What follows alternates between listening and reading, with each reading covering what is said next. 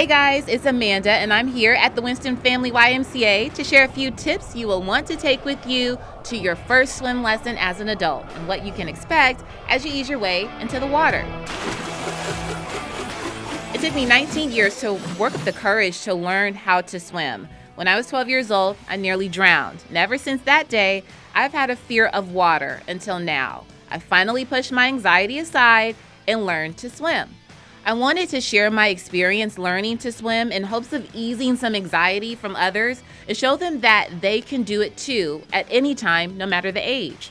We'll start with some simple steps and ease our way up to the last lap. The very first thing I did at my first lesson was to put my head underwater. You want to get acclimated so it's not as scary and you get comfortable in this type of environment.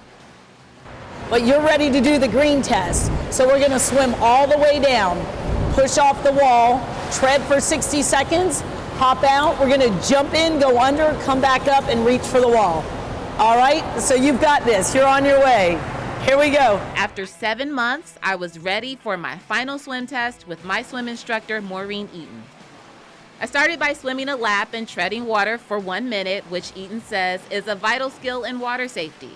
She also says being able to move your limbs and stay afloat with your head above water is life-saving if you're ever stuck in water out of your depth. And as an adult that just recently learned how to swim, I want to share some tools that kind of helped me navigate through the water, especially for people who are overcoming anxiety and that fear of deep water like I did.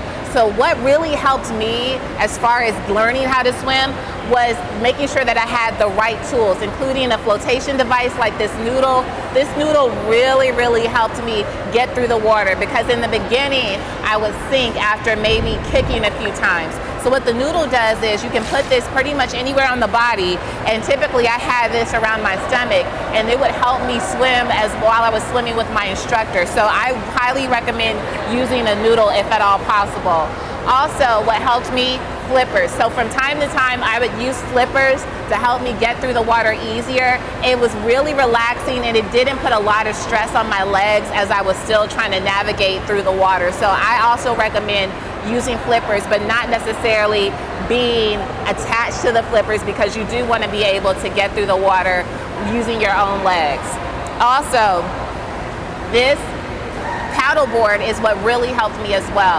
As far as with my breathing was concerned, using a paddleboard is extremely important for me at least, especially when I was trying to get my breathing down because I really had trouble with my breathing pattern and making sure that I was breathing at the right time while getting through the water. So using the paddleboard and making sure that I was catching my breath while using this paddleboard and doing strokes was really beneficial to me. So I also do recommend the paddleboard and many swim instructors recommend that as well. Before I even get into the water though, I always make sure that I have a swim cap. The reason being is I just want to make sure that my hair is protected and it also helps you move a little better through the water just wearing a swim cap.